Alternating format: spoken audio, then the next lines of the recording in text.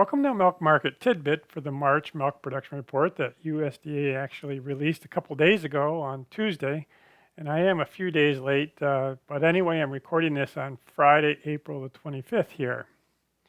So the Milk Production Report is the very beginning of the reports that come out for a month. And we have the cold storage report last night, which I'll work on a Milk Market Tidbit here this afternoon. And then, of course, we get the Dairy Products Report at the end of the month. So where are we at? So USDA had actually increased milk per cow for February about 600s and actually had decreased the number of cows by about 9,000. And the number of cows that we had last month at 9.405, I thought was just a little bit high because we gained quite a few in one particular month. My kind of estimate right now is that we're going to be gaining about 10,000 a month, and that's right where we ended up for March. So the actual milk came in at 68.08, which was 0.7 up month over month, which is very, very typical. Cow numbers, as I said, came up 8, and then our daily production came up 1.14%. So StoneX was a little higher on production, but the typical came in very, very similar. So here's where we are in March. So typically we're going to increase month over month, USDA numbers about 1.2.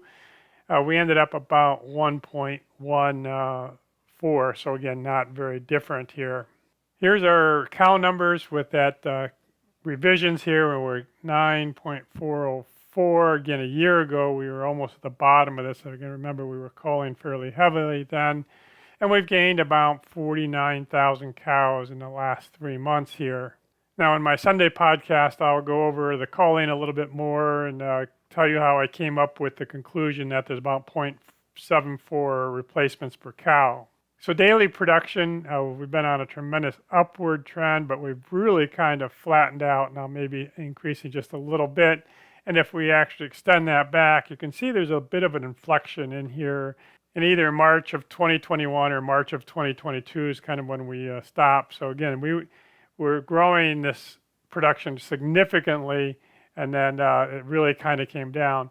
Now, interesting is that outlier there, bird flu. I had always said that I didn't think we could actually see bird flu in the data, but now that we've got some hindsight, probably there was a little bit of an impact. So milk per cow, kind of the same sort of thing. We'd been on this tremendous uptrend, and then we've flattened out. And again, the inflection point seems to be here, 2021, 2022.